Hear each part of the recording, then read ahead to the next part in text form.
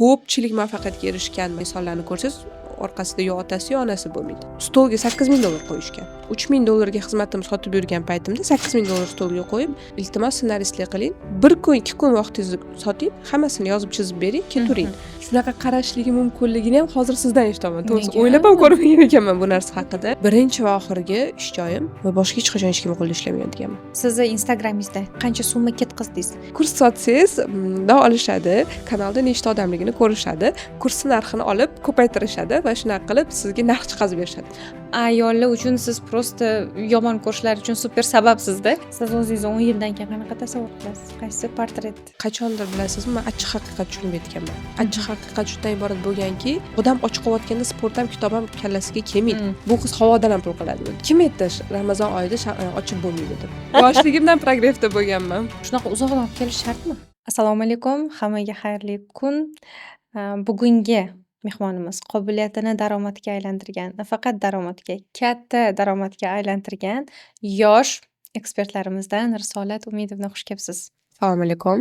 Taklif uchun rahmat. Xursandman kelganimda. Rahmat. Bu podkastning missiyasi biz nimaga ishonamiz? Muvaffaqiyatli odamlarga ishonamiz. Muvaffaqiyatga erishgan insonlarni ko'chirishga harakat qilamiz, lekin umuman o'zimizga ishonmaymiz. Mana shunaqa holatlarda qobiliyat qanchalik ahamiyatli va buni orqasida nimalar turibdi va uni ochish uchun, namoyish qilish uchun nimalar kerak? Mana shu haqida suhbatlashamiz. Siz o'zingiz qobiliyatingiz nimada deb o'ylaysiz va bunga kelish yo'llarida nimalar o'tdi? Birinchi navbatda muvaffaqiyatga erishish uchun qobiliyat qanchalik muhim?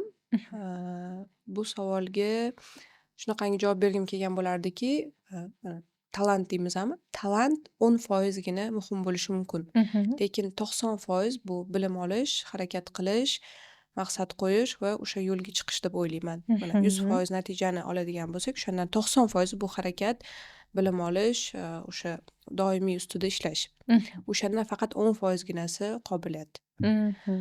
Bu degani nima degani? Agar sizda qobiliyat bo'lmasa ham, siz o'sha 90% ni bajarib, harakat qilib, bilim olib, bemalol yaxshi natijaga erisha olasiz.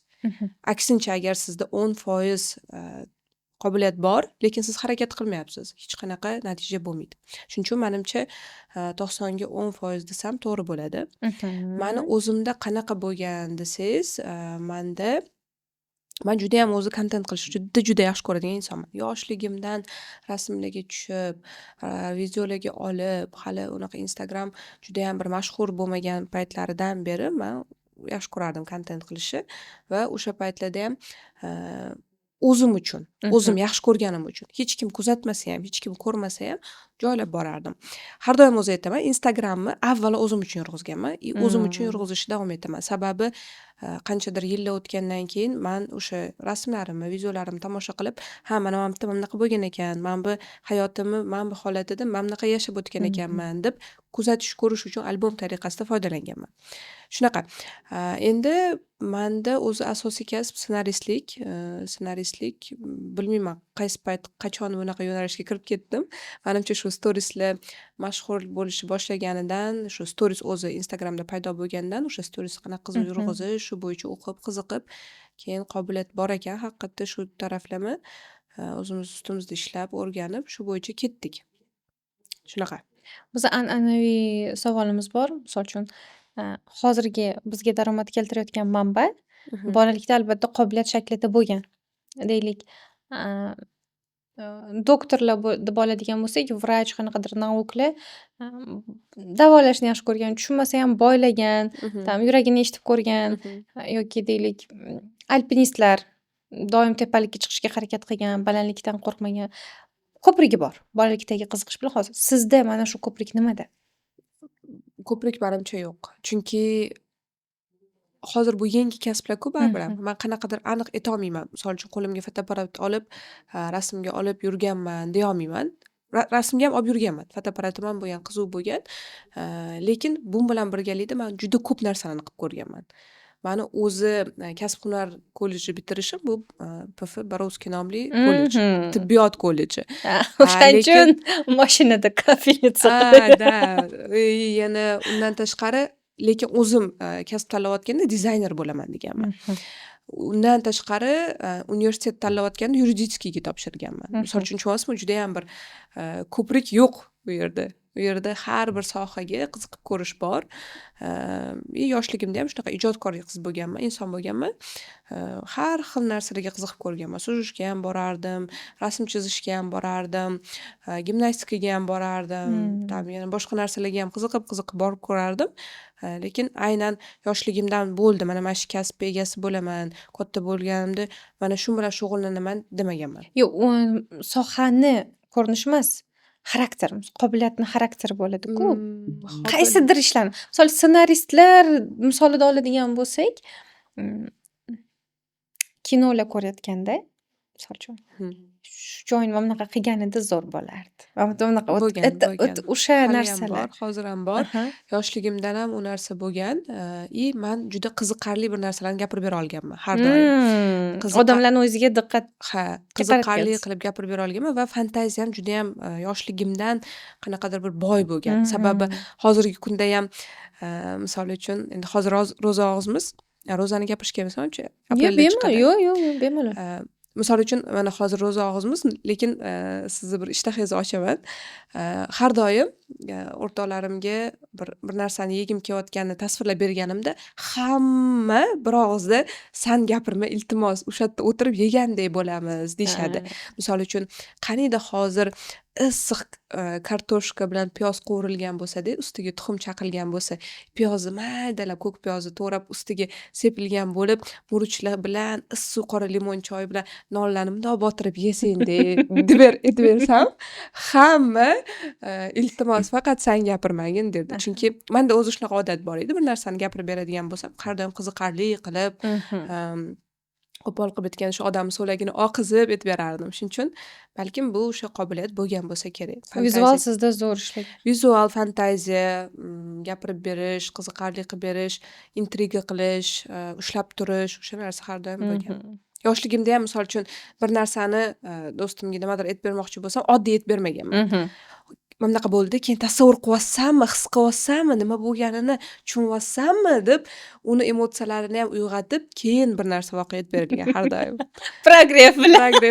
Yoshligimdan progressda bo'lganman. Agar siz imkoniyatingizni daromadga aylantirishni xohlasangiz, qobiliyatingizni daromadga aylantirishni xohlasangiz, unda bizda Imperiya kanali bor. Imperiya kanali sizni yashirin imkoniyatlaringizni aniqlashga va butun mamlakat boy bo'layotgan usul, o'zini qobiliyatini aniqlash orqali muvaffaqiyatga, boylikka erishayotgan usul orqali siz ham o'zingizni moliyaviy erkinlikka olib chiqmoqchi bo'lsangiz, unda qobiliyatni daromadga aylantirish bo'yicha Imperiya klubimizga taklif qilaman. Bu kanalda siz har oy o'zingizni to'lovlaringizni qilib borasiz va 30 kun, 30 ta dars, uning ichida praktikalar, kitoblar, kinolar va shu bilan birga jamiki jarayon, protsessni birga sizlar bilan yashab o'tamiz. Deylik, bu oyda biz pul bloklari bilan ishlagan bo'lsak, keyingi oyda yashirin imkoniyatlarni aniqladik, keyingi oyda qobiliyatni daromadga aylantirish etaplari, har oyni o'zini vazifasi va shiorlari bor va har oy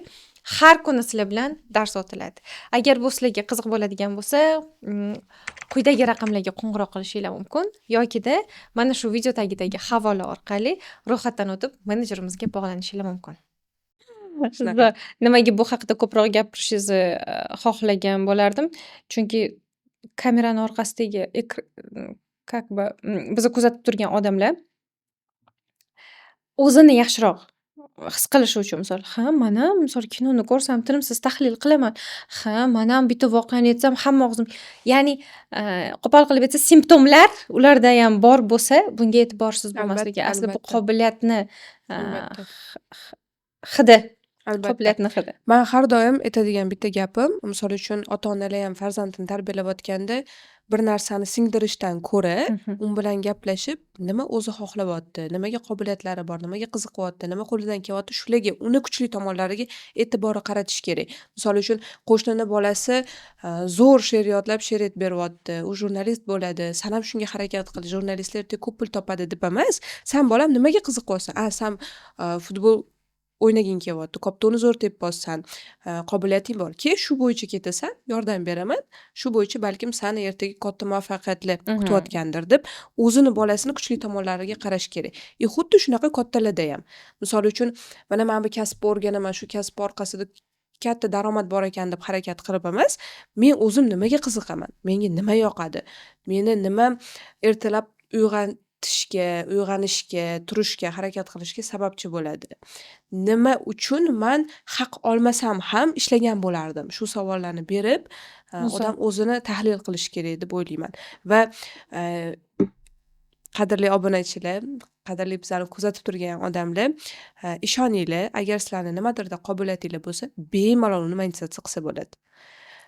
Inshoozor Qobiliyatinglar bo'lsa deyishni o'zi noto'g'ri. Qobiliyatsiz insonni o'zi mavjud emas. Faqat uni albatta. topisholmayapti. Nimaga topisholmayapti? Shu haqida keling, fikrimizni bo'lishamiz. Topisholmayapti, sababi inson o'zini yaxshi tanimaydi. O'zi kimligini yaxshi bilmaydi. O'zi shaxs sifatida qanaqa, nima yoqtiradi, nima yoqtirmaydi, o'zini eshitmaydi. Mana shunaqa tanishlarim bor, o'zi bilan o'zi qololmaydi umuman. Bir o'zi kinoga tusha olmaydi, bir o'zi restoranga bora olmaydi. Bir o'zi bilan qolsa, biladi-ku, xayol fikrlari bilan uchrashadi. Uchrashgisi kelmaydi, tanishgisi kelmaydi. Qochib yuradi, bu kim bilan to'ldirgisi keladi. Mana shundan menimcha hamma muammolar kelib chiqadi. Odam avvalo o'zini tanish kerak. Fitratini, o'zini, kim, nima, qanaqa qiziqishlari bor va o'shandan keyin tahlil boshlanadi. Endi tahlil bo'lganda ham albatta boshqalarni ham kuzatish kerak, ko'rish kerak. O'zi qanaqa odamlar bor, nima kasblar bor, qanaqa ishlashyapti, qanaqa qobiliyatlarni rivojlantirishyapti, shakllantirishyapti, nima o'zi qilsa bo'lar ekan deb. Lekin hech qachon o'zini solishtirish kerak emas. Chunki odam birov bilan o'zini solishtirayotganda tushunib yetish kerakki, uni A nuqtasi boshqa, sani A nuqtang boshqa. Uni hayotidagi harakati boshqa, sani harakating boshqa. Misol uchun meni kundalik kunimni ko'rsatganimda ko'pchilikka kuningizda 26 soat bormi deb savol berishadi. Men uchun bu juda ham odatiy holat, juda ham odatiy. Lekin tushunaman, bir xillarni potensiali, bir xillarni kuchi, energiyasi juda ham kamroq ishlaga yetadi. Bu yaxshi yomon degani emas, lekin bu o'sha u haqida. Bu esa men haqimda.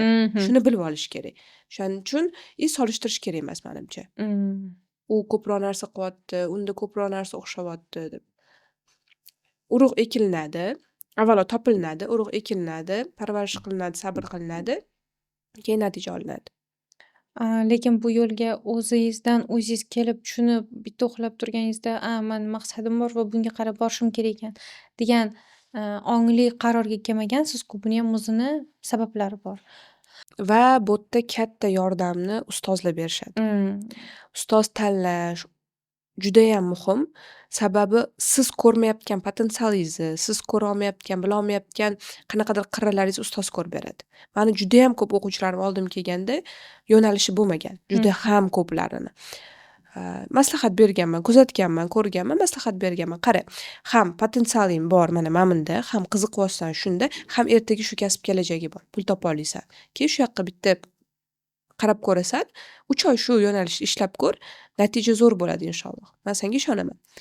70-80% holatda yaxshi natija qilib ketishadi. Men o'zimda ham shunaqa bo'lgan. Meni storiesdagi qobiliyatimni o'sha birinchi ishlagan hamkorlarimizdan biri ko'rib, storiesda juda kuchlisiz, shu bo'yicha bitta yaxshi kurs sotib olib o'qib, o'rganing deb maslahat berishgan. Men o'zimdan o'zim kelib, men storiesda kuchli ekanman, men prograflarni storiesda ssenariylarni zo'r yozar ekanman deb ketmaganman. Buni kimdir chetdan ko'rib berishi juda ham qulay va osonroq.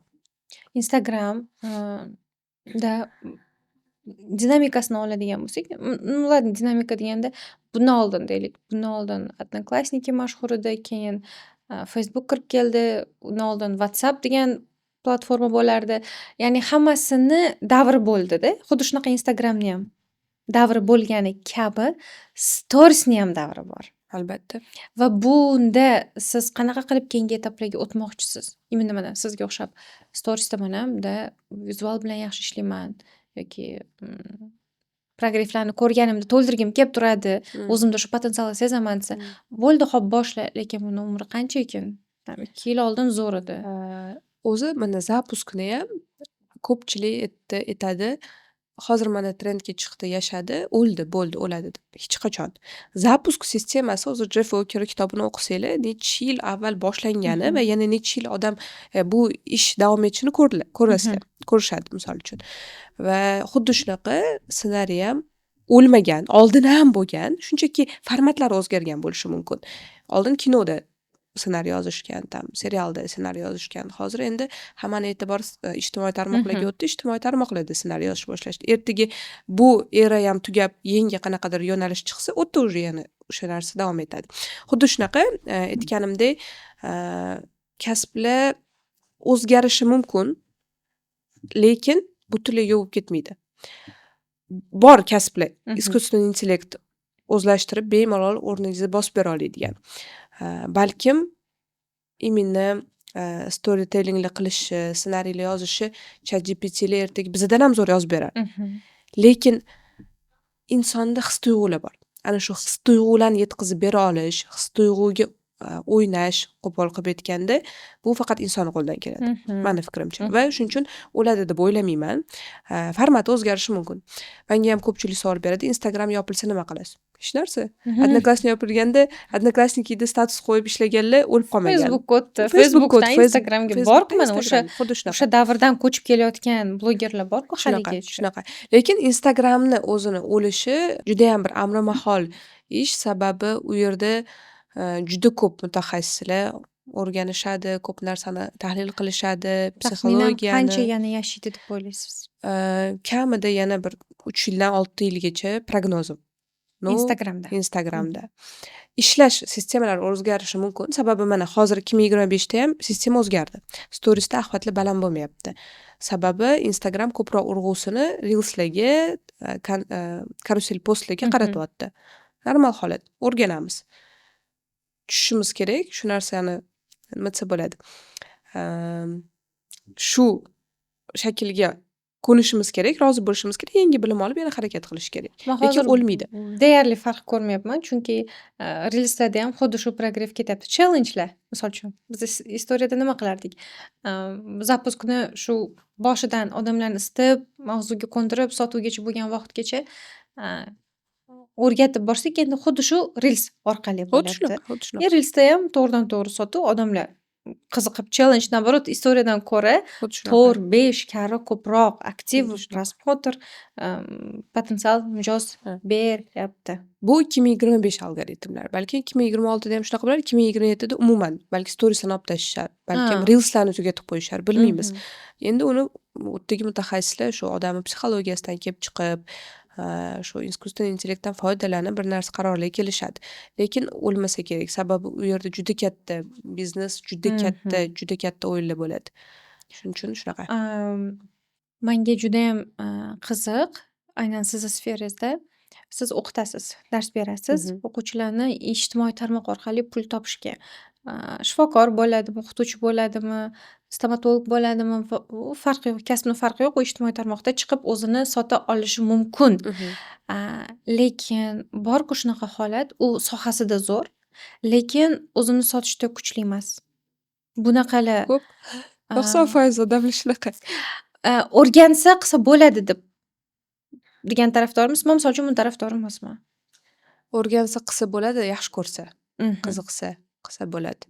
Sababi o'zi yaxshi ko'rmasa, nimaga kerakligini tushunmasa, bu kasbni yoqtirmasa, baribir qila olmaydi. Yaxshi mutaxassisga reklama kerak emas degan o'sha eskilarni gapiga qanchalik qo'shilasiz? Yo'q, qo'shilmayman. Sababi reklama orqali sizni odamlar taniydi. Sizni mahsulotingizni sotib olishadi, xizmat ko'rsatishingizdan foydalanishadi va reklama orqali siz shu yangi mijozlarni topasiz, bilasiz, o'zingizni qanaqadir nomingizni ham ushlab turasiz. Reklama kerak, yana bir sababi konkurensiya. Konkurensiya juda oshib ketyapti. Men bilmayman qanaqadir kasbni faqatgina bitta mutaxassis bo'lgan. Har bir yo'nalishda kamida 4 ta, 5 ta, 10 ta, 20 ta, 100 ta, 200 ta mutaxassis. Raqobat demoqchimisiz? Raqobat kuchli, shuning uchun reklama kerak. Xo'p, savolim boshqacharoq beraman. Qobiliyatim, deylik menda qobiliyat yo'q, o'zim ijtimoiy tarmoqqa olib chiqib, shaxsiy brendimni qilishga, mahsulotimni tanitishga. Unda nima qilishim kerak? Sizda ikkita yo'l bor. Mhm. Yoki harakatni o'zida olib ketasiz. O'sha o'qiysiz, o'rganasiz, bilasiz.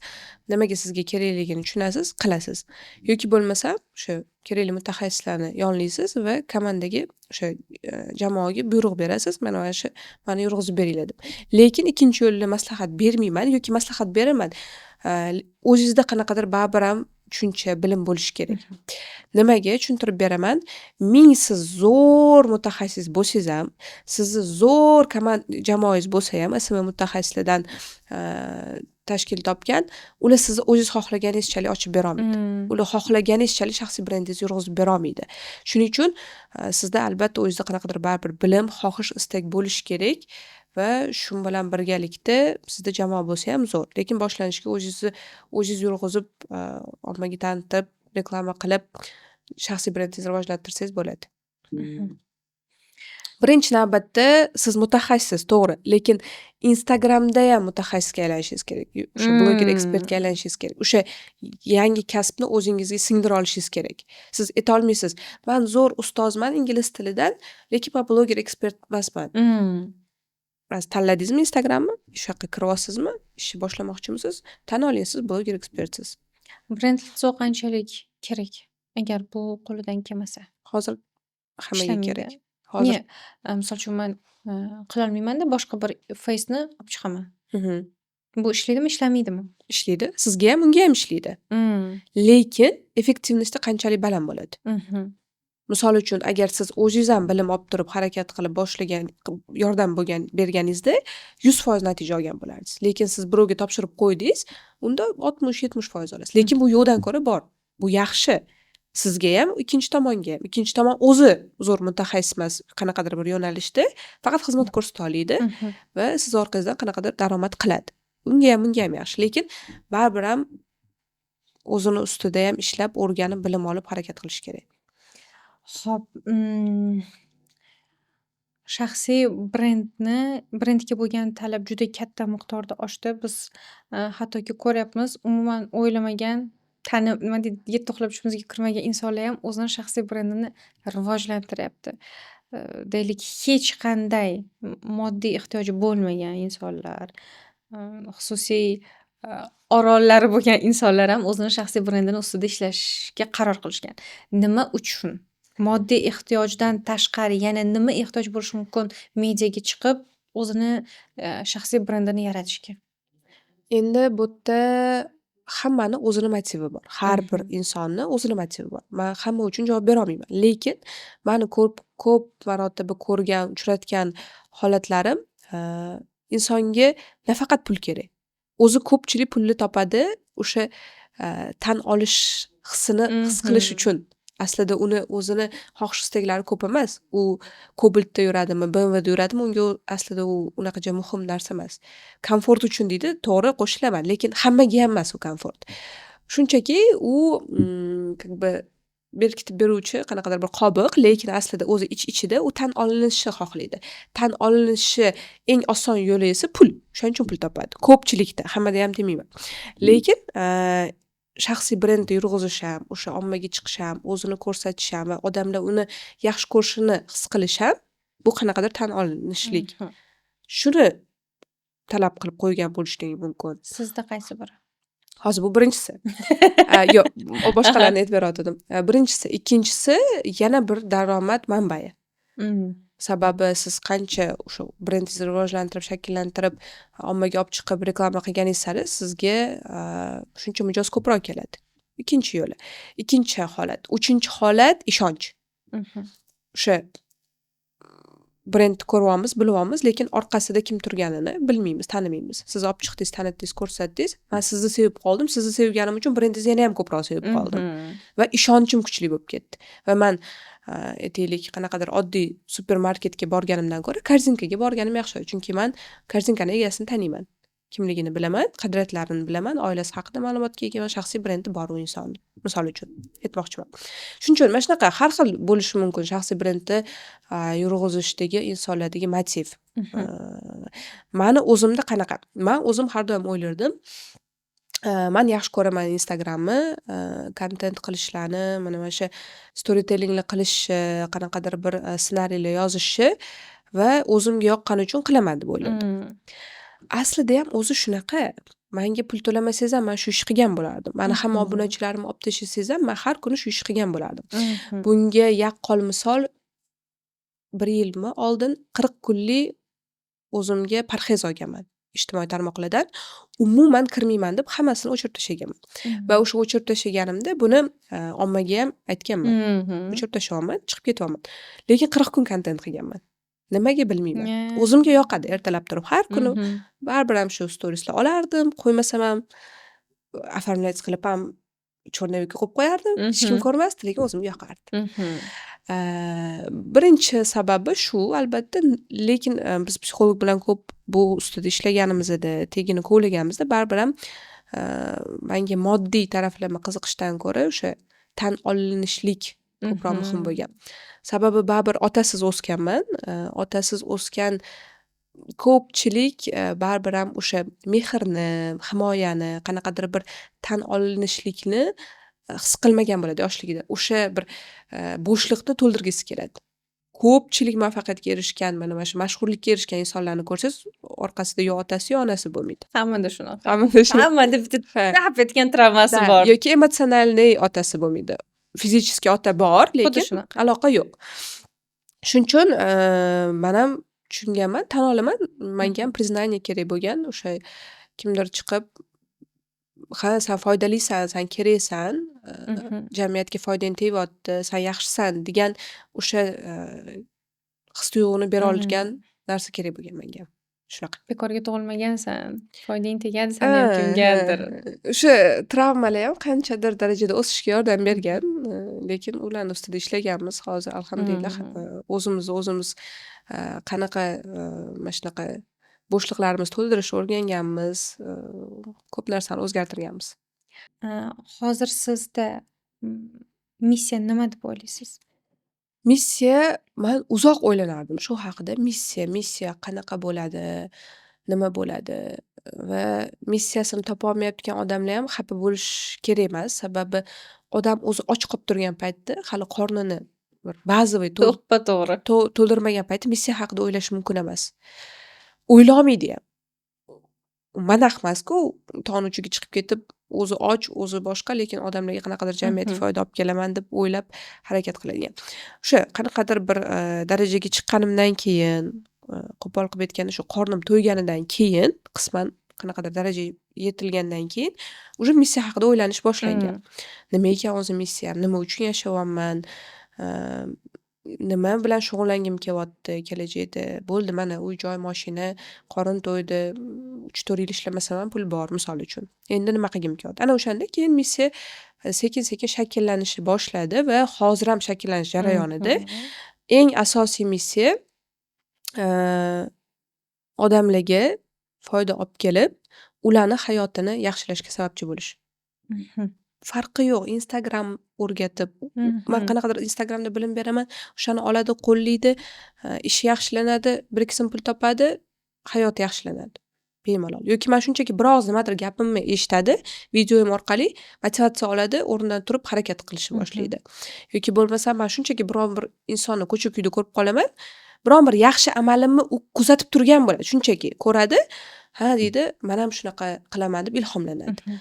Shu insonlarga misol bo'lishga harakat qilish, yaxshilik qilib, ularga qanaqadir bir hayotini o'zgartirishga, yaxshilanishiga sababchi bo'ladigan inson bo'lishga, shu narsalarga harakat qilishga mana shunaqa missiya. Agar sizni yaqindan kuzatadigan odam hammasi biladi, tashqaridan kelgan odamga siz hamma baryerni buzgan qizsiz. Balkim. Chunki birinchidan bir o'zingiz yashaysiz. Yolg'iz yashayman. Kamiga uyingizda dom работница bor. U o'zi bitta uyni tozalolmaydimi-da. Bu uyda 2-3 bolani eplab, uyni eplab, qayni-qaydan eplagan ayollar uchun siz просто yomon ko'rishlari uchun super sababsizda. Har qanaqa baryerni alohida yashashingiz, xohlagan paytda sayohat qilishingiz yoki o'zingiz bemalol ta'minlashingiz, kasbingizga bo'lgan sevgingiz, erkinligingiz, har qanaqa taraflama bemalol sizni nima deydi, qarama-qarshi tarafingiz yomon ko'rishi mumkin. Buni g'irt teskarisi bo'lgan inson. No, aytmoqchi bo'lgan narsam, bu hayot, bu erkinlik, bu a, kasbga bo'lgan sevgi a, shakllangunigacha, sayqallangunigacha orqasida boshqa risolat bor edi-ku, to'g'rimi? Yoki Bor edi. uyg'ondingiz Yo, yoki tug'ildingiz. albatta bor edi. Ya'ni ular bunga sizga qarab,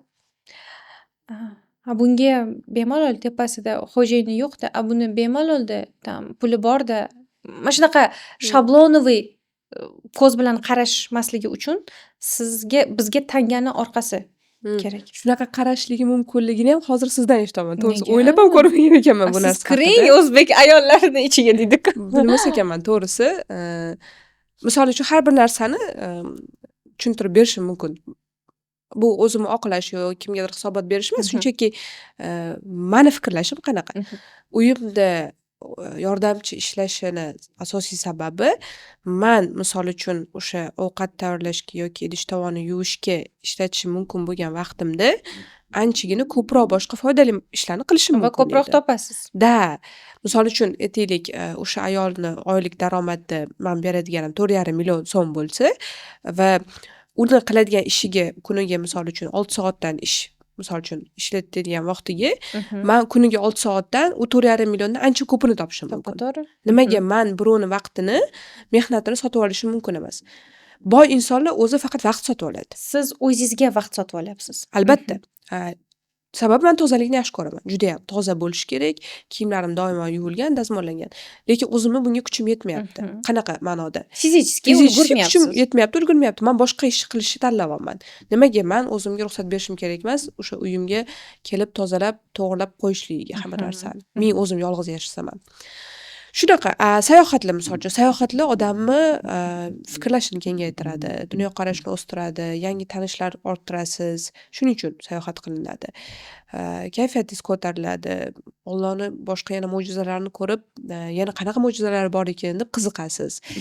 Sayohat masalasi. Misol uchun, yolg'izlik, erkinlik. Men o'ylayman, bilmadim bu to'g'rimi, noto'g'rimi. Balkim bu gapimni ham kesib olib, o'zimga qarshi ishlatishar, lekin har bir inson bo'lgan shunaqa narsa. bo'lmagan, endi bo'lishi mumkin-da. Xo'p. Men o'ylayman, har bir inson bu dunyoga yolg'iz kelgan va yolg'iz ketadi. To'g'ri, biz bu hayotda kimlar bilan munosabatda bo'lamiz, ota-onamiz bor, yaqinlarimiz, do'stlarimiz va hokazo, lekin inson o'zi yolg'iz qolishi va o'zini yolg'iz holatida ham o'sha ta'minlab berishi bilish kerak. Shuning uchun men misol uchun yolg'izlikni tanlaganman, yaxshi ko'raman. Shunaqangi yolg'izligimni yaxshi ko'rib qolganman, bilasizmi? Ko'p odam bo'lsa o'zi yoki muloqot ko'payib ketsa, men charchab ketaman. Shu uyimda jimgina bir chekkada o'tirsam, tinchlikda, xotirjamlikda menga o'sha yoqadi. Va u juda katta o'sishlarga ham sababchi bo'ladi. Chunki yolg'iz qolgan odam yana nima qilsam bo'lar ekan? O'zi bilan uchrashuv qiladi. O'zi bilan uchrashuv bo'ladi va uni chalg'itadigan omillar yo'q-da. Tortadigan, so'raydigan, chaqiradigan, qanaqadir bir keraksiz gaplashadigan gaplar yo'q. Qanaqadir muhokamalar yo'q. Nima qilsam bo'lar ekan? Qanaqa yana foyda olib kelsam bo'lar ekan? Nima qatim ustida yana ishlasam bo'lar ekan deb o'ylab shu narsaga yuksalishga kelaveradi. Shuning uchun yolg'izlik juda ham zo'r, qulay narsa. Aha, lekin siz ham men ham juda ham yaxshi bilamiz, komfort zona bu eng xavfli zona. Xo'p, Odam o'sish uchun komfort zonadan chiqish muhim hisoblanadi. Bu komfort zona qachon buziladi deb o'ylaysiz yoki buzmoqchi emasmisiz? kecha kungacha men ham komfort zona haqida shunaqa sizdagi tushuncha dedim. Komfort zonaga odam kirgan bo'ladi, o'sha komfort zonasidan chiqqisi kelmaydi, miya uni himoyalaydi deb o'yladim. Lekin men tushunib yetdim, men hali komfort zonamda emas ekanman. Nimaga bunaqa deyapman? Komfort zonangizda mana sizni ideal hayotingiz misol uchun qanaqa bo'lishi mumkin edi? Hozirgi kundami? Hozirgi kunda. Men hozir shu hayotning ichidaman. Ichidasiz. Ishim, oilam, jamoa. Nimalarni qilmagan bo'lardingiz agar komfort zonangizda, o'sha ideal hayotingizda bo'lganingizda? Qilmagan bo'lardim. Ya'ni hozir nimanidir o'zgartirishim mumkinligi haqida so'rayapsizmi? Yo'q, mana misol uchun hozirgi kun davomida qilayotgan qanaqadir ishlaringiz bor, shulardan lekin отказ qilgingiz kelgan bo'lardi. Mayli, xohlasangiz ayting, xohlamasangiz Yo'q, aytmang, qidiryapman lekin просто. Misol Qiziq savol. Hmm. Qiziq savol, lekin qidiryapman. Mm, Kunimni shunaqangi joylashtirardimki, bolalarimni har kuni bog'chadan o'zim olish. Shunga menda time management yetishmayotganini hozir mana siz savolingizdan Xo'p, misol uchun bu bittagina misol, lekin yana tahlil qilsangiz ko'p narsa chiqib keladi. chiqishi mumkin-da. Xo'p, ana endi sizni komfort hayotingiz ana o'sha bog'chadan bolalaringizni o'zingiz har kuni olishingizda. Demak, siz hali komfort hayotingizga yetib kelmadingiz. Siz hozir harakat qilyapsiz o'sha komfort hayotga yetib kelish uchun. Bu umuman mutlaqo boshqa tushunchalar. Istaklar bilan komfort aralashib ketmayapti? Yo'q, nimaga? Misol uchun kimdir xohlaydi 2 etajli uyni, 2 etaj bitsa 3 etajli uyni, komfort shunga qarab o'sib ketib qolmaydimi nima? Komfort zona u 2 xonali uyida maza qilishi ham mumkin edi. Xo'p, uchastka oldi. Uchastkadan keyin yo men kottedj такой 1 sotixli uyda xohlamayman. 3 sotiq. 3 sotiqdan keyin endi men 6 sotiq olishim kerak. Istak bilan komfort zonaga o'tish aralashib ketmaydimi? Xo'p, o'sha 2 etajli uyda yashayotganidami, o'sha 1 etajli uyda yashayotganidami, u hayotida nimalarni xohlamagan bo'lardi qilishni? O'shalarni qilmayaptimi? Demak, u komfort zonasida. Xohish istaklar boshqa kelaveradi-da. Lekin u komfort zonasiga hali kirib kelmagan-ku. Agar yana ham, endi tushundim. Yana ham qulay bo'lar edi degan savolga javob qidirish kerak ekan bu yerda. Shunaqa. Hozir nima qilsam o'zimga yana ham qulay bo'lar. O'sha meni o'ylashimcha hali biz komfort zonamizda emasmiz. Men topdim endi. Shofyor olishim kerak. Ha, tushunyapsizmi? O'zimga shofyor olsam yana ham yaxshi bo'ladi. Menga komfort bo'lardi. Ana o'shanda siz komfortingizga kelasiz. Siz o'ylayapsiz, hozir komfort zonamdaman. Shofyor olishim meni komfort zonamdan chiqish bo'ladi. Qo'rqyaptimi ham, xavotir olyapti, hali qilib ko'rmagan ish. Yo'q, vaholanki siz shunchaki hali komfort zonangizga kelmagansiz, yashab ko'rmagansiz u hayotda. Menda shunaqa tushunchalar, shunaqa o'zgargan qanaqadir bir qarashlar. Shuning uchun siz hozir yolg'iz yashash tarafdorisiz va komfort bu sizga. Albatta, lekin mana endi munosabatlarga tayyor bo'laman. Qanaqadir meni o'zi ko'p yaqinlarim ham, tanishlarim ham men haqimda xavotir olishadi. Sen yolg'iz yashaysan, ertaga qiynalmaysanmi? O'rganib qolding. Men faqat maza qilaman sizni ko'rib. Voy, tем более bunaqa relaksda. Rahmat. Uyimdagilar ham qanaqadir bir qisman xavotir olib qo'yishadi. Misol uchun so'rashadi, shu o'rganib qolding mana shunaqa hayotga, qiynalmaysanmi deb. Vallohu alam, men bilmayman. Alloh bilguvchi, ertaga nima bo'ladi, qiynalamanmi yo'qmi, lekin endi mana qanaqadir bir sog'lom munosabatlarga o'zim tayyorlab boryapman. Kerakli shu kurslarda o'qiyapman, ustozlar topdim, gaplashyapman. Chunki bir inson bilan qanaqadir yashashingizni o'zi ham bir san'at. Stress hamdir-da, lekin san'at ham. Uni o'rgansa bo'ladi. Menimcha, u ham bir qanaqadir katta yo'nalish. Shunchaki ko'pchilik o'zi xohlamagan holatda u narsaga kirib qoladi. Turmushga chiqadi, shu bo'ldi, shu narsaga kirib qoladi. Keyin o'tda выживать qilib qanaqadir bir hayotni to'g'irlashga harakat qiladi. Qilmagani qilmaydi. Men xohlayapman sal-pal o'qib, o'rganib, tayyorlanib, sog'lom aynan. Ongli ravishda aynan sog'lom oila qanaqa bo'ladi, turmush qurish, o'sha yolg'izlikdan chiqib juftlikka kirish qanaqa bo'ladi, shuni ko'rmoqchiman, bilmoqchiman. Bu yerda ham misol uchun o'ylasak bo'ladi. Ming tayyorlanma, tayyor bo'lmaysan hech qachon. Yashab ko'rganingda faqat bo'lasan bo'ladi. Balkim ko'ramiz. Mana bitta o'rtog'im gapi esimga tushib ketdi. 7 yil ajrimda bo'lganda, turmushga chiqdi. Keyin ertalab tursa, oldimda odam yo'q, kimdir chapillamayapti dedi. Завтрак qilib chapillamayapti. Sochini yerga tashapti. Bu prям hamma hayoti shunchalik tartibga solinganki, uni kimdir kirib tartibsizlashtirishi shunaqangi unga stress berganda. Endi uning uchun sevgi bo'lishi kerak. Agar sevgi bo'lsa, siz birovni komforti uchun o'zingiznikidan ham ketishdan tayyor bo'lasiz. Sevgi bo'lsa haqiqiy. Bizda nima harakat bo'ladi? Bizda doimo o'zini ustun qo'yish yoki bo'lmasam qarama qarshi ketish, nega unaqa qildi, nima unaqa bo'ldi. O'sha yerda ko'proq tushunish. Shunaqa qilibdi-da, mayli, shunaqa yerga sochiq tashlanibdi-da degan tushuncha qanaqadir bir понимание bilan yondashilmaydi, sevgi bilan yondashilmaydi, muhokama qilinib, ustoz bo'lib, ota bo'lib, ona bo'lib, ustidan qanaqadir aralashuv, qarama qarshi lik ketadi. Men ko'pincha aytaman, bizda muammoni hal qilishni xohlashmaydi. Bizda shunchaki muammoni muhokama qilishni yaxshi ko'rishadi. Muammoni gaplashishni yaxshi ko'rishadi. Misol uchun nega sochig'ini mana shu yerga tashlading deyilganda siz javob olgingiz kelmaydi. Siz javob qaytarish uchun nimadir gap eshitib olishingiz kerakda, shu javob qaytarish uchun harakat qilasiz. Lekin uni tushuning, uni pozitsiyasiga kirib ko'ring, u tomonlama qarab ko'ring deb eshitmaysiz uni. yoki o'sha xatosini tan oldirtirib o'zini aqlliroq ekanligini Xuddi isbotlangisi kelib qoladi. Xuddi shunaqa. Zo'r. Hammamiz o'tadi. Agar o'sish xohlayotgan odam bo'lsa, o'tadi. Misol uchun men har doim aytaman, birinchi bilasizmi, meni oldim keladigan o'quvchilarim ham deyarli hammasi jabrdiyda bo'ladi. Hammaligi menga qilib berishsin, nimaga hayot unaqa. Aytmoqchi bo'lganim, doimo qanaqadir nimadirlardan shikoyat qilishadi, jabrdiyda bo'ladi. Bu birinchi holat bo'ladi. Va shuni siz tan olganingizdan keyin o'sish paydo bo'ladi. Harakat qilasiz, bilim olasiz, o'sishga harakat qilasiz. Ikkinchi holat bu men mustaqilman. Menga hech kim kerak emas. Men o'zim oyoqqa turdim. Mana ko'rib qo'yinglar, men zo'rman. Men hammasini o'zim qilib beraman. O'zim mustaqillik keladi. Ko'pchilik shu yerda o'zida ham qolib ketadi. Lekin keyin уже uchinchi etap bor. Mana men hozir o'sha etapdaman. Men mustaqil hech kimman.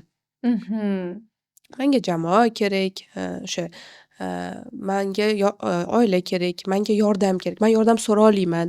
Men kuchsizman, men ojizaman degan etapga kelasiz. Uchinchi etap bo'ladi bu. Va yordam so'rash bu uyatli emasligini tushunib yetasiz. Yordam so'rash mumkinligini, siz kuchsiz ekanligingizni tan olish mumkinligini, qayerdadir xato qilishingiz mumkinligini ham tushunib yetasiz. Bu uchinchi etapi. Ana to'rtinchi etap ham bor. Birov uchun, jamiyat uchun xizmat qilasiz. Bu o'zingizni birov uchun, jamiyat uchun qurbon qilib olasiz. Ana u to'rtinchi. U daraja, u juda yuqori daraja, juda kam insonlar keladi. Va u yerda kutuv bo'lmaydi. U yerda kutuv yo'q bo'ladi. Men qilib beryapman, qilib qo'yaman, o'tkazib qo'yaman, ertaga menga qaytarishadi, yoki meni tan olishadi. U yerda kim nima qilayotganini ham bilishmaydi o'zi. Shartsiz. U juda yuqori, menimcha. U orzu hozircha. Lekin mana shunaqa etaplardan odam o'tadi. Siz o'zingizni 10 yildan keyin qanaqa tasavvur qilasiz? Qaysi portret? Bilaman, orzular xaritalari. Albatta, menda 10 yillik, 30 yillik, 50 yillik inshaalloh agar umr bersa Alloh, rejalarim bor. Ko'ramiz nasib qilgani. 10 yildan keyin eng kamida baxtli bo'lish. Hozir ham baxtliman, alhamdulillah. Lekin 10 yildan keyin ham baxtli bo'lish rejasidaman. Xo'p. Demak, risolat munosabatlarga tayyor, ongli munosabatlarga tayyor. Hali tayyor emas. Endi kirishmoqchi, o'ylayapti. Hozir uchrashuvlarga chiqyapti. O'zi qanaqa insonlar bor, menga kim kerak, kim yoqadi, kim to'g'ri keladi. Shu narsalarni ko'rib o'rganyapti. Shunaqa. Hozir mana siz gaplaringizdan, xulosalaringizdan eshityapmanda, bu yerga kelguningizgacha sizni bir yosh qizcha, xayollari tarqoq, ijtimoiy tarmoqdagi shovqinni yaxshi ko'radigan degan tasavvurda kutgandim. Ongli ravishda bu narsalarga qaror qabul qilayotganingiz va bunga yetib kelganingizni ko'rib, men uchun shunchaki qiziq. Nima sabab bo'ldiki, siz bu yo'lni tanlashingizga ayni? Nima, qaysi yo'lda? Sabab, misol har bir qarorni va hayotdagi har bir harakatni ongli ravishda amalga oshirish. Ya'ni ongli deganda nima uchun qilayotganini bilish va oqibatini ko'rish va bunga rozilik bilan harakat qilinadi-ku. Shu narsalarni ichki istak, ichki instinkt bilan To'g'risini qabul qilish. aytsam, menda qanaqadir bir tanlov bo'lmagan. Baribir mana yo'q, burilish yo'q, bo'ladi-ku, yo'q, mana. men buni menda shunaqa bo'lgan. Misol uchun men bu tomonni yurdim, mustaqil, telba, o'zimga o'zim xon, o'zimga o'zim bek bo'lganman yoki bir qanaqadir o'rtoqlarim bilan xohlagan ko'ngil xushligimizni qildikda, tushundim, men ichimda bu narsadan lazzat olmadim, his qildim. Shunaqa burilish bo'ldiki, rezko qaror qildim. Chunki men 17 yoshimgacha ota-onasiz qolganman va ota-onam qaytib kelishganda yoshim 17 edi. Keyin nima qilishdi, man 17 ga kirgan qiz buni erga berish kerak. Tarbiya bo'l, hech qanaqa ishim yo'q. Yubka kiy, uzun narsa kiy, yop orqangni, u qil, bu qil. Prям shunaqa ostriy korreksiyaga kirib ketdim. Hamma joyimni kesdimda. Buni olib tashlab, ularga yoqqan versiyani qo'ydim. Buni olib tashlab, boshqa bir shakl yasadim o'zimda. Shunaqa begona his qildim o'zimni, shunaqa yomon. Keyin nima bo'ldi? Keyin 17 yosh o'tish davri, nazlo, na prinsip. Qilmasa qilaman, bormasa boraman. Bunt ko'targansiz. Ataka. Mana shunaqa. Keyin va o'sha atakani ichida tushundim, men bundan maza qilmayapman. Men bundan xotirjamlik topmayapman, yengillik topmayapman. Faqat ularga na prinsip o'cha kishish, alamimni olish ko'ryapman va bu meni xursand qilmayapti. Keyin men o'sha pavorot bu yoqqa o'tdim.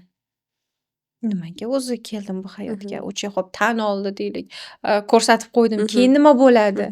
Mana shu bezovtalik uchun qanaqadir bitta ostriy pavorot bo'ladi. Krutoy pavorot bo'ladi. Sizda shu krutoy pavorot bo'lganmi va qachon? Qiziq menga. Aytganimdek, menda tanlov bo'lmagan shunchaki. Yo o'lib ketish kerak edi, yo yashab qolish kerak edi. Yashab qolish tanlaganimda kuchim yashab qolish tanlaganimda Alloh shunaqa marhamat qilgan ekan, shu darajani bergan ekan, rizqim bor ekan, shu joygacha keldim, taqdir.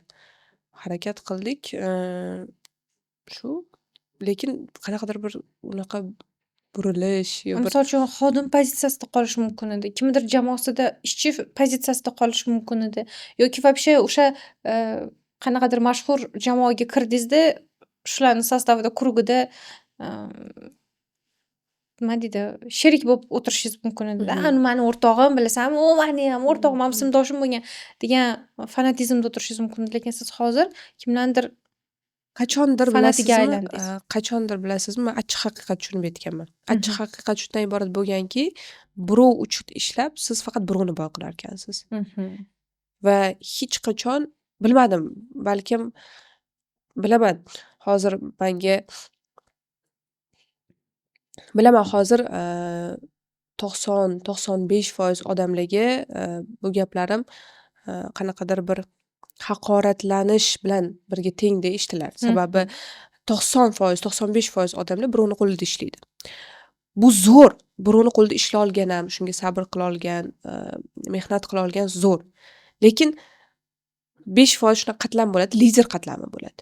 Ularni xohlasangiz ham urib tepib ham birovni qo'lida ishlatib tura olmaysiz. Men shunaqaman. Yoshligimdan lider bo'lganman, qonimda shu narsa bo'lgan. Va shu tushunib yetganman, birovni qo'lida ishlab, birovni faqat boy qilar ekansiz. Agar sherikchilikda bo'lmasangiz u yerda. Shuni tushunib yetganimdan keyin va menda shu liderlik qobiliyati qonimda qanaqadir bir jo'sh urib oddiy xodim bo'lib yashashga qo'ymagandan keyin men shu tanlovni qilganman. Oxirgi birovni qo'lida ishlagan birinchi va oxirgi birovni qo'lida ishlagan joyim katta holdingli kompaniya bo'lgan. Unda men HR bo'limini, HR departamentini boshliq darajasiga chiqqanman. Главный специалистам. Boshqa noldan o'tdi ham. Va o'sha yerda ishdan увольнительныйni olib chiqib o'sha qo'ydirmoqchi bo'lganimda, meni ancha vaqt bo'shatmoqchi bo'lishmagan. Bo'lishmagan. Sababi yaxshi xodim bo'lganman, o'zim o'sib, karyerni rost, o'zgarishli katta bo'lgan men bilan birga kompaniyada va ancha vaqt xohlashmagan ketkazishni. O'zim ustimda doim o'qirdim, ishlardim. Lekin men aytganman o'shanda. Birinchi va oxirgi ish joyim va boshqa hech qachon hech kim qo'lida ishlamayman deganman. Qanaqa qiyin bo'lmasin, qanaqangi ezilmay, siqilmay, pulsiz qolib ketmay, och qolib ketmay, qanaqangi o'xshamasin ishlarim, hech qachon birovni qo'lida ishlamayman deb qaror qilganman. O'sha qarorimni haligacha buzganim yo'q. To'g'ri, och qolib ketgan kunlarim bo'lgan, to'g'ri qiynalgan kunlarim bo'lgan, to'g'ri jamiyat tomonidan qo'l bilan ko'rsatib haqoratlashgan paytlari bo'lgan. Shuncha o'sha yoqqacha o'sding, kelding, endi yaxshi oylikka chiqding, sen ishingni tashlab ketding. Yoki bo'lmasam sen bir ishni boshlab oxirigacha yetkazmas ekansan. Yoki seni holatingdagi holatda odamlar orzu qilardi. O'sha yerda foyda olib kelayotganding o'sha kompaniyaga, jamiyatga, odamlarga. Sen esa bir Instagramni tanlab ketding qayoqdagi bir misol uchun. Ko'p gaplar bo'lgan, ko'p Lekin men qarorim bo'lgan shu yerda. Man shunaqa insonman, juda irodaliman. Bir narsa qaror qildimmi, o'ldirib yuborsa ham, so'yib yuborsa ham, nimadir bo'lib ketsa ham, o'sha qarorim ustida turaman. Yemayman dedim, yemayman, ichmayman dedim, ichmayman.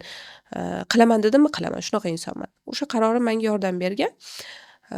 Keyin birovlarni qo'lida ishlamadim-ku, lekin birovlar bilan hamkorliklar qildim. Qanaqadir. Hamkorlik ham emas, xizmat ko'rsatish qildim. Xizmat ko'rsatishimni sotdim. Ha. U yerda ham bir marta katta muammo bo'lganda, katta emas. U yerda qanaqa tushuncha menda paydo bo'lgan, u ham balkim noto'g'ridir. Balkim u ham ertaga ketar u tushuncha ham va qachondir yana xizmat ko'rsatishni boshlayman. Lekin xizmat ko'rsatishni to'xtatishimning asosiy sababi baribir ham hech kim minnatdor bo'lmas ekan degan tushuncha bo'lib qolgan. Siz yordam berdingiz qaysidir Yordam berasiz, ko'tarildi, zo'r bo'ldi, boshqa bo'ldi. Men xohlamayman ham u predestalga chiqqanida, zo'r bo'lib turganida orqasiga qarab shular menga yordam beruvdi deb eslashini. Men xohlamayman uni ham. Menga uyulsa ham kerak emas, tan olishi ham kerak emas. Kimgadir aytib berishi ham kerak emas. Lekin chiqib olgandan keyin, zo'r bo'lgandan keyin sizga qarab turib, sen yaxshi ishlamading yoki siz bizga yaxshi xizmat ko'rsatish qilmadingiz desa-da, sababi nimada? Nimani ko'rsatib bera olasiz? Nima bo'ldi? Nima qattiq harakatimiz yoqmadi? Nima xizmat ko'rsatishimizda kam ko'st bo'ldi desa, fakt keltira olmasa. O'shanda men tushunib yetganman, yo'q, xizmat ko'rsatish ham meniki emas ekan. Bo'ldi. Qaror qabul qildim, kerak emas. Boshqa ishlamayman birov bilan, birovga xizmat ko'rsatish sotmayman dedim. O'shanda ham lekin mana har bitta narsada tekshiruv keladi. Misol uchun men ishdan bo'shaganimda och qolganman. O'sha yerda ham tekshiruv bo'lgan. Qaytasanmi? Qaytasanmi yo'q. Zo'r takliflar bo'lgan.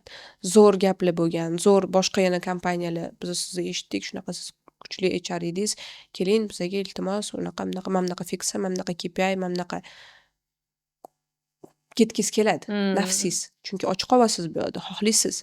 Bu yerda siz challab kutib olishyapti. Lekin yo'q deysiz, chunki sizning va'dangiz bor. Ikkinchi holatda ham stolga $8,000 qo'yishgan.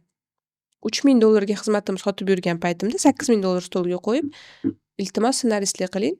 1 kun, 2 kun vaqtingizni soting, hammasini yozib chizib bering, keturing. Bizga har kun yozib berishingiz ham shart emas. Kurs qilamiz, prograf kerak. Sizni bilamiz kimligingizni. Qaraganman, xohlayman. O'sha 8,000 menga o'sha payt kerak, qiziq. Pulim yo'q o'sha paytda. Lekin olmaganman. Yo'q deganman. Meni va'dam bor, o'zimga berilgan. O'sha yerda odam tushunishi kerak. O'zingizni oldingizda hurmatingiz yo'qolmasligi uchun o'zingizga bergan birinchi va'dalaringizni har doim qilishingiz kerak. Не то, что birovga. Bu bo'ldi, men boshqa xizmat ko'rsatmayman deyish bu jahlga kirmaydimi? Bo'lishi mumkin. Aytaman, hozir balkim o'sha jahlda yashayotgandirman hali ham. Balkim tushunib yetarman. Balkim xizmat ko'rsatishda meni o'sishim bordir. Xizmat ko'rsatishda odamlarga o'sha missiyamni o'sha orqali yo'q balkim bajararman. Men bilmayman. Hozircha lekin shunda. Shu holatda turibman. Hozir juda chiroyli takliflar bo'ladi. Juda ham chiroyli, lekin yo'q, men o'zimni tanlaganman. Va yana bu yerda bilasizmi, bunaqa narsa, tushunib yetgan narsam, fokusingiz qayerda bo'lsa, natija o'sha yerda bo'ladi. Siz xizmat ko'rsatishga kirib ketasiz, birovlarni o'stirishga, boshqaga harakat qilasiz, to'g'ri haqqingizni olasiz, lekin fokus o'sha yerda bo'ladi-yu. Ular o'sadi. Ular o'sadi. Siz qolib ketasiz. Ertaga kim sizga rahmat deydi? Hech kim. Shuning uchun men o'sha o'zimni o'stirishni tanlaganman. Odamlarda shunaqa narsa ham bor-da, rahmat nima uchun rahmat aytishim kerak? To'layapman-ku. Ya'ni haq to'langan joyda rahmat nimaga kerak? U yerda hech kim rahmat ham so'ramagan. U yerda misol uchun pretenziya qilingan. Sen qilmading deyilgan, lekin nimani qilib berilmadi desa, ko'rsatib keltirib berisha olmagan. U menimcha juda ko'p xizmat ko'rsatishdagi insonlarda muammo. Men biograflarni bilaman, shunaqa qiynalishadi. Anaqalarni bilaman. SMM mutaxassislari, stories makerlar, ko'p bunaqa insonlar. U yerda ham balkim psixologiyada gapdir, ishlash kerakdir. Biladi. Bo'ladi-ku. Taniya, misol uchun men to'yim kunini ertasi kuni o'zim shunaqa his qilganman. Bu kiyim meniki emas. Bu salon egilish nimaga egilaman? Bu kim bu men unga egilaman? Может, это kibr. Men shunaqa deb o'ylayman. Hozir balki shu ish qilsa, balki boshqacha fikrda bo'larman. Chunki u necha yil o'tdi, o'zgardim deb. Kelinlik davrimda bu men emasman. O'zimdan shunaqa nafratlanganman. Shunaqa yomon his qilganman. Chunki faqat ularga yoqish uchun yashayotganimni his qilganimda bu men emasman deganman. Men kvartirada qizlar bilan bo'ldimi shu savol berdingiz? Men ijarada qizlar bilan bitta uyda 12 tami hozir уже esimda ham yo'q. 10-12 qiz bilan yashaganimda u hayot meniki emasligini tushunardim. To'g'ri, u yerda har bitta qiz tushunardi. Kimdir abituriyent edi, kimdir student edi, kimdir Shu yerda qolib ishlardi. ketishmasligini, kerak emasligini tushungan. Ha, u yerda hamma tushunardi, lekin hammani ambitsiyalari, xohish istaklari, orzulari juda kichkina edi. Men ular bilan o'zimnikini bo'lishib ham o'tirmasdim. Sababi bilardim, kulib tashlashardi. O'shaning uchun bo'lishmasdim-ku, lekin men o'sha yerda o'zida mana bilardim. Men har kuni erta uyg'onib, ertalab shunchaki tramplin bo'lyapti. Risolat, ozgina sabr qilamiz. Bitta sakraysan, zo'r o'sish bo'ladi. Shu yerda qolib ketmaysan. Men senga va'da beraman. Shu yerdan seni olib chiqib ketaman. Zo'r sharoit bo'ladi. Hammasi yaxshi bo'ladi. Mashinang ham bo'ladi, uy-joying ham bo'ladi, sayohatlaring ham. Ishonch. Ishonch juda kuchli bo'lardi. Va o'sha Big Bonimni yeb yurgan paytlarim ham kuni keladi, misol uchun kulib eslab yurasan shu kunlarni. Hozir maza qil shu yerda eslab yurasan hali dirdim. Mana o'sha kunlar meni shu siz aytgandek aniq bilaman, bu kunlar meniki emasligini, bu hayot meni hayotim emas. Ko'nmasligingizni. Shunchaki hozircha yashab o'tishim kerak bo'ldi.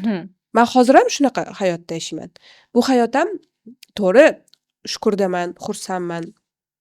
Lekin bilaman, bu emas-da. Hali bor. Hali kelyapti. Hozir bilmayman qanaqa qilib boraman u yoqqa.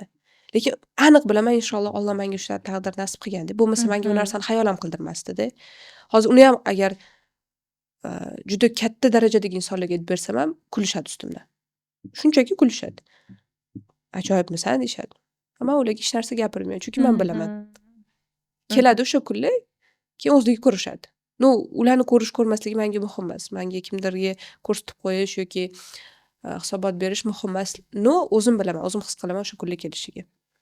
Ha, mana bizda katta tadbirkorlarning biznes razborlari bo'ladi. Uchrashuvga borganimizda eng katta muammoga yig'ilgan muammolarga qaraydigan bo'lsak, bitta narsa bilan uchrashamiz. Asosiy qismida tadbirkor $1,000,000 chiqadi deylik. Eng yaxshi mashinani oladi, statusi, eng yaxshi uchastkani quradi. Xohlagan davlatiga chiqa olish imkoniyatiga ega bo'ladi va chiqishni boshlaydi. Va o'sha paytida tadbirkor o'sishdan to'xtab qoladi. Hammada shu muammo. Bizda uchrashuvlarda ya'ni finansiviy потребностьlar to'lgandan keyin ota-onasi numeraga jo'natadi, o'zi sayohatlarga boradi, bolalarini частный shkolaga beradi, mashina oladi, uchastka quradi, bo'ldi, o'sha yerda to'xtab qoladi. Ya'ni o'sha yerda o'zini haqiqati bilan uchrashib qoladi. Yig'ib bo'ldim, endi qayerga boraman? Endi nima qilishim kerak edi? Endi o'lib ketaversam ham bo'ladimi degandek emotsiya bo'ladi. Sizda shu narsaga keldingizmi yoki kelib o'tdingizmi? Demak, bilmadim, o'tdi, menimcha haqiqat bo'lmasa kerak. Haqiqat faqat moliya emas-ku. Balki biz ko'proq erkaklar bilan razborda bo'lganimiz uchun erkak kishini asosiy nima deydi, vazifasi ovchi-ku, ular baribir. Balkim ta'minlash ehtiyojlar. Bilaman, eng katta motivatsiya bu baribir ehtiyoj. Siz ehtiyojlaringiz darajasidan o'tdingizmi yoki o'tasizmi endi? Shaxsiy samolyot ehtiyojmi? Menda misol shaxsiy samolyot menga hozir kerak emas. Yo'q, hazillashyapman. Uni ham darajasi bor ekan demoqchiman.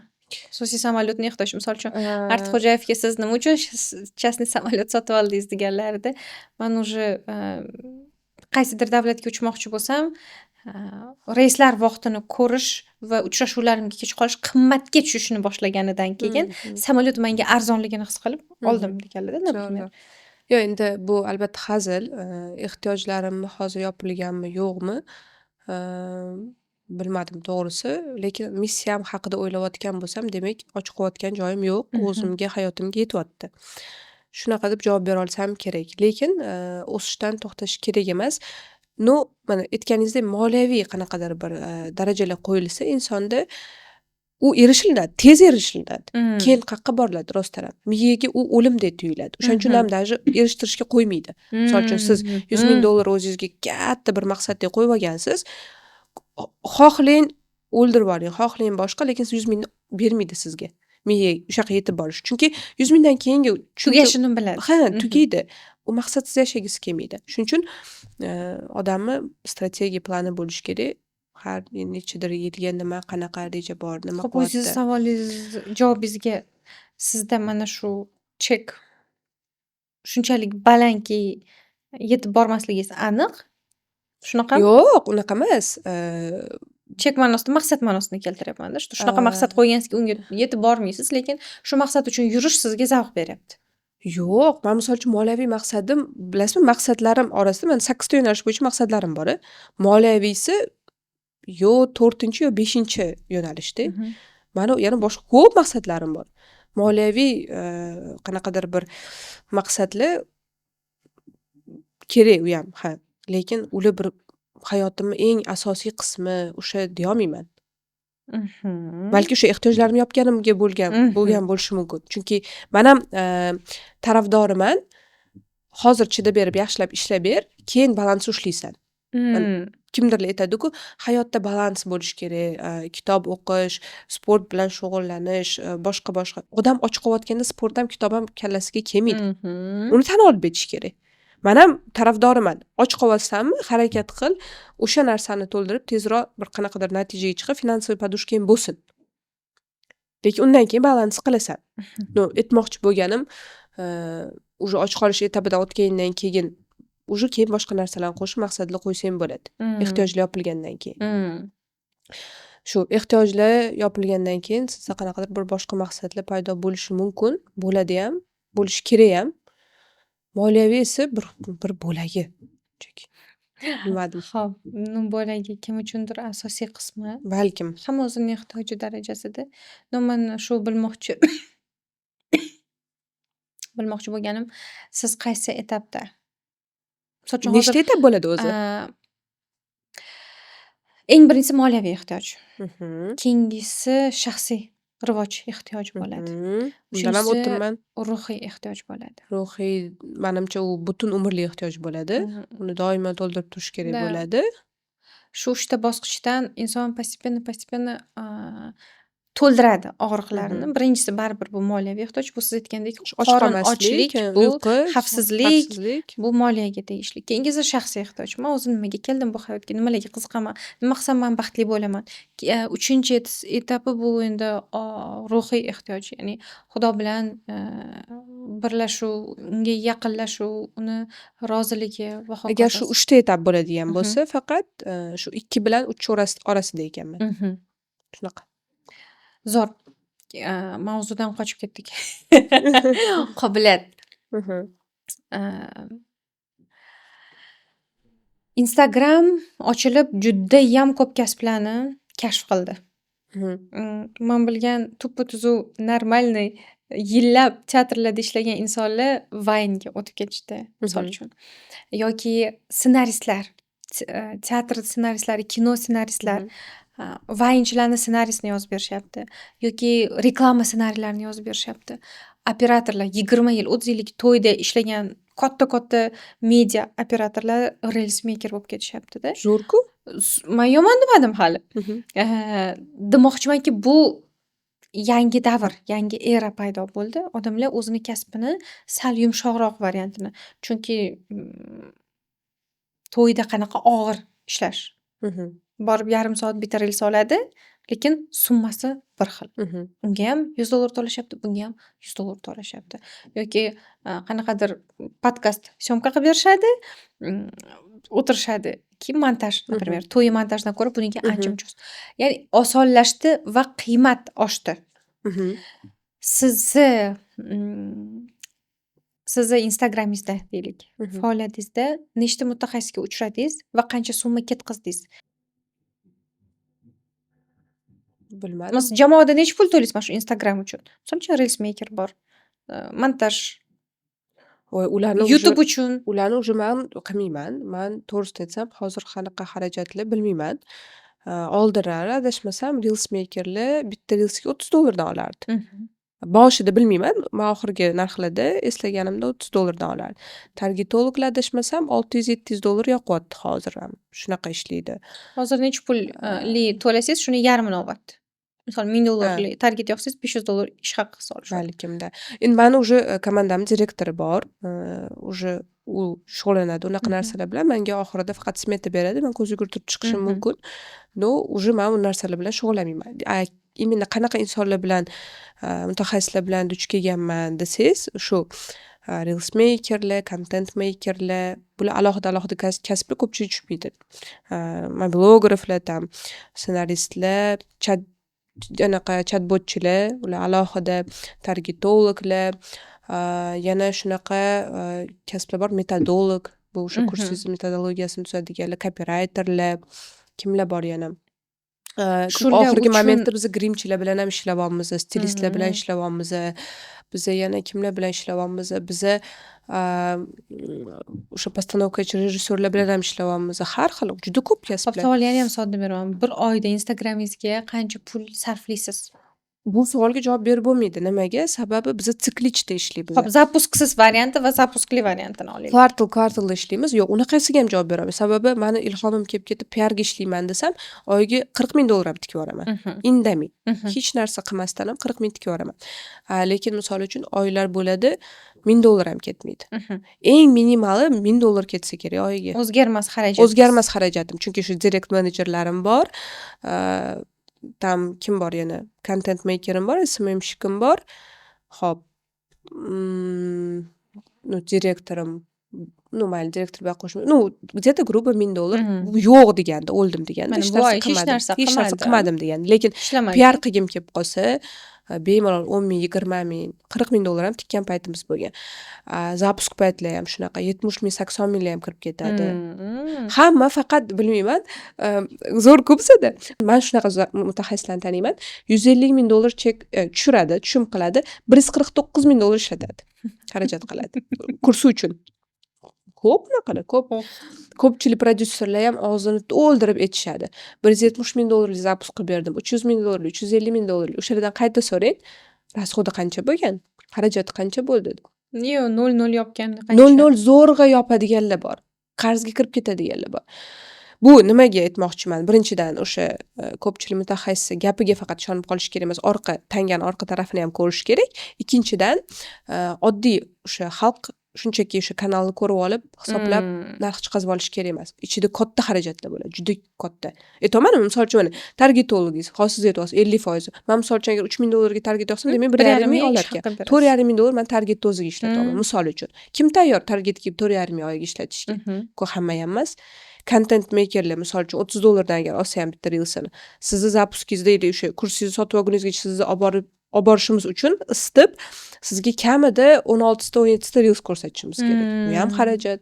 Unga tushib berish, kiyimingiz, makiyajingiz, ular hali yana alohida mavzu. Joyingiz, lokatsiyangiz, mana shu apparaturalar ham, jamoa. Xo'p, unda sizni eng katta zapuskingiz haqida gaplashaylik. Yo'q. Gaplashamiz. Nima uchun odamlarga tasavvur bergisi kelmayapti? Nima qilishadi?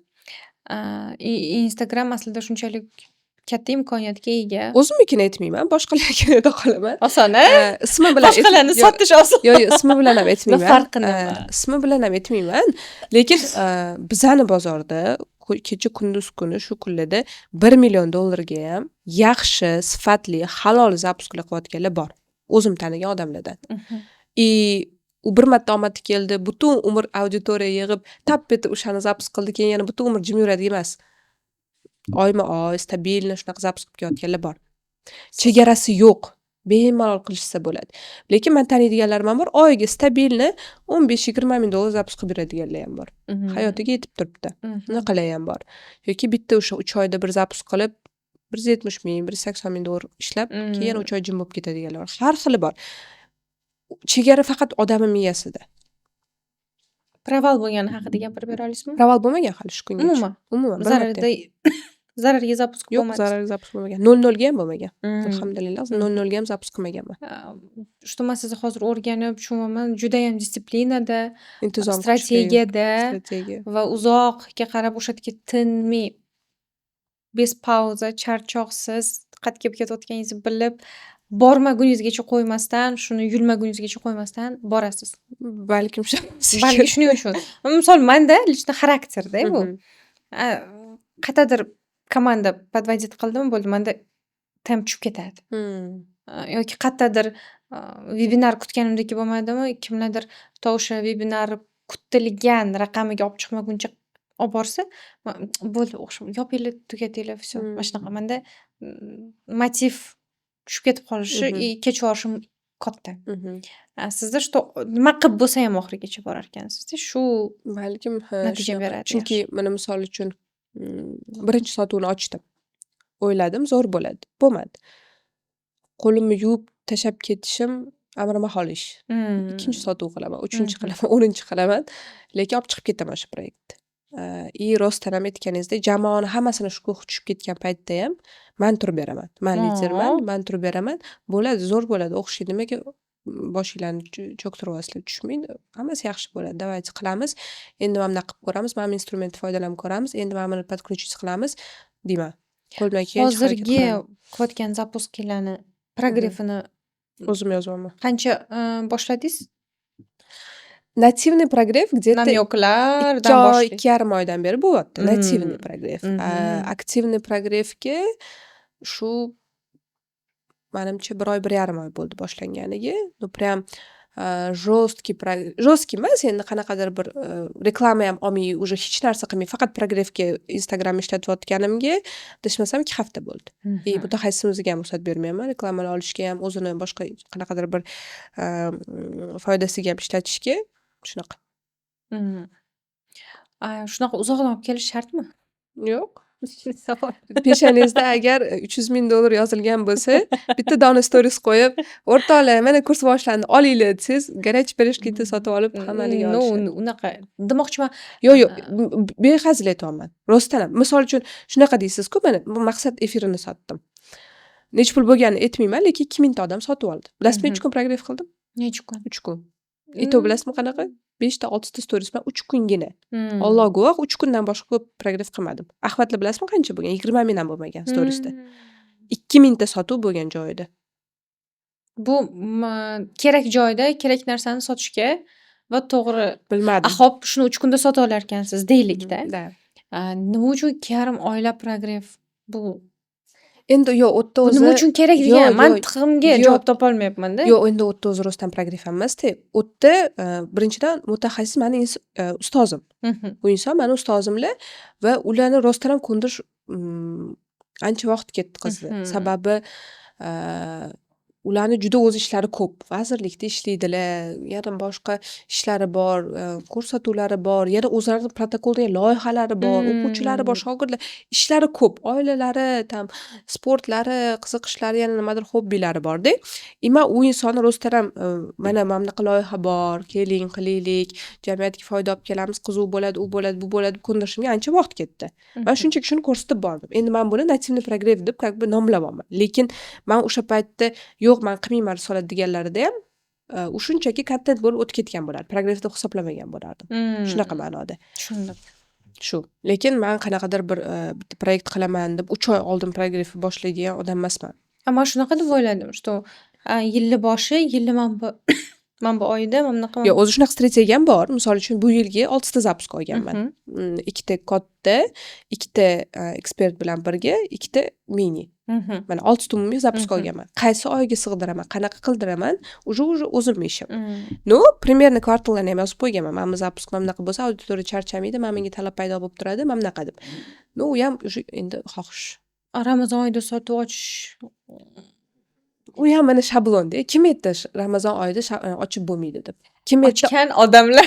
Yo'q, kim aytdi oyning oxirida ochib bo'lmaydi, oylik tushmagan paytda. To'g'ri, bular hammasi narsaga unchalik katta ahamiyat bermayman, chunki zapusk shunday sotuv 10 kun cho'ziladi, qaysidir boshiga ilinadi. Yo'q, to'g'ri, balkim bilimi bor, tajribasi katta prodyuserlar men bilan bu fikrimga qo'shilishmas. O'zligini qanaqadir bir qat'iy fikrligi bordir bu ma'noda. Lekin men ham kecha boshlaganim yo'q bu ishni. Ko'rdim, bildim. Demoqchiman, sizda Ramazonda hech nima o'zgarmaydi. Ramazonda, dekabrda, shu yangi yil oldi, yangi yil keyin, issiqda, sovuqda men yozi chillasi kuni $3,000 dan 3,000midi, $4,000 kurs sotganman. Chillasida yozi. $4,000 dan 35 ta odam. Shahzoda o'qigan birga. 35 ta odamga sotganman, yana onlayn ham sotganman. oddiy normalniy prodyuser chillani kunida offlayn kelib ketadigan 3-4 ming Zapus dollar qilolmaydi. qilolmaydi ham, qilmaydi ham. Yo'q, qilolmaydi demay, noto'g'ri gap bo'ladi. Qilmaydi-da, shunchaki qo'lini urgisi kelmaydi. Qiyin-da. Lekin qilib bo'lmaydi degan narsa u shablon. Kimdadir shunaqa fikr. Nega qilib bo'lmaydi? Qilsa bo'ladi. Nasib qilgan bo'lsa bo'ladi, конечно. Qilish kerak. Zo'r. Menga o'zi bitta shoir opa degan opam borlar. Mobilograflar, Shahzodapam o'rtoqlar. Tanisangiz ham kerak balkim. O'sha aytadilar-da. Bu qiz havodan ham pul qiladi. Bitta poliyaga tashlab ketsanglar, hech narsa yo'q. O'sha yerdan ham pul No, это fakt. qiladi. No, это fakt, da, shunaqa. Tug'ilgan kuningizga ham bilet sotdingizmi? Da, sotdim. No, mana shablonlarni olib tashlash Da, kerak. Tug'ilgan chek. kunimda misol uchun anaqa qildim. Podarkalar ro'yxat qildim, wish list qildim. O'sha ham misol uchun odamlar miyasi yorilib ketdi. Qanaqa qilib deb. Podarkalarni ro'yxati как? Sizga Nima olib kelishimni aytasiz? da, ro'yxat beraman. O'shanda tanlab olasiz, yordamchimga aytasiz, galochka qo'ydirasiz, kelaverasiz. Ko'rasiz, uni shablon. Zato bilasizmi, qancha odam menga rahmat aytdi? 150 mi 100 kishilik tug'ilgan kun qilganman. Osh tariqasida o'tda har xil byudjetdan bor. 100 ming so'mga ham sovg'a bor, 10 ming dollarga ham sovg'a bor. Hamma o'zidan kelib chiqib tanlaydi. Zato sovg'alar qaytarilib qolmaydi. Sovg'alarni men ishlataman, menga kerakli, yoqqan va menga baribir surpriz. Chunki 100 ta odamdan men bilmayman, kim nima beradi. Kim nimani olib keldi? Da. 97 o'xshaganda, 97% o'xshagan. Вообще qoya. Da, shunaqa ranglarigacha yozib berganman. Qayerdan qaysi do'kon nima. Mana bu ham kimdir uchun nomardlik, nohaqlik. Men uchun bu juda ham ochiq o'yin. Misol uchun Norvegiyada bu traditsiya, bu odat. Qaynona misol uchun keliniga o'zi aytadi. Men bu do'konda mana bunaqa tapichka bilan mana bunaqa bandni xalat bor ekan, shundan xohlayapman yangi yilga. Siz o'zi hali sovg'a berasizmi, yo'qmi? U ham hali вопрос. Misol uchun bergisi kelyaptimi, yo'qmi ham deyilmaydi. Shunaqa aytib qo'yiladi. Zo'r. Misol uchun. Menga yoqdi. Rahmat. Menimcha bo'ldi. Miyaligi hali shu informatsiyalarni qabul qilib olishlik Da, kerak. zo'r. Men maza qildim suhbatdan. Ilhom beruvchi, energiya beruvchi va g'oyalarga ishontiruvchi inson sifatida men sizni kashf qildim desam bo'ladi. Rahmat. Kelganingiz uchun rahmat. Ham. Agar sizdan ilhomlanayotgan va sizni kasbingizga havas qilayotgan obunachilarga yoki tomoshabinlarga gapingiz bo'lsa aytishingiz mumkin. Asosiysi to'xtash kerak emas. Men Shukrominali kundalik kitob yozganimda ham bu haqida aytganman. Ko'pchilik bu hayotda yo'l deb o'ylaydi. Aslida bu hayot meni tushunchamda yo'l emas, tog'. Tog'ki, mana tog' misoli. Biz esa u tog'da mana koptokchay deymiz. Va siz to'xtab qolgan kuningiz siz kutib turilmaysiz. Siz orqaga qarab ketib qolasiz. Kam-kamdan bo'lsa ham, kichkina harakatda bo'lsa ham harakat qilish kerak. Bitta qadam bo'lsa ham harakat va harakat qilinganda keyingi harakatlar kelib chiqadi. Va harakat qilinganda keyin yuqori pog'onalar olinishi, keyin balandroq cho'qqilarga erishilishi mumkin. Shuning uchun harakat qilish kerak. Zo'r. Rahmat. Rahmat katta. Sizlarga ham rahmat. Agar mana shu suhbat ichida, podkast ichida sizlarni lampochkalarni yoqgan, sizlarni qaysidir ma'noda dunyoqarashlarni o'zgartirgan fikr, xulosa yoki gap shu haqida kommentariyaga yozinglar va kommentariyani ichidan bizga eng yoqgan kommentni aniqlab sovg'a jo'natamiz. Agar siz biz bilan uchrashuvga kelib sovg'ani olib keta olmaydigan viloyatda bo'ladigan bo'lsangiz, sovg'ani kartezga yuborsak bo'ladi. Hammaga rahmat, sog' bo'linglar, salomat bo'linglar.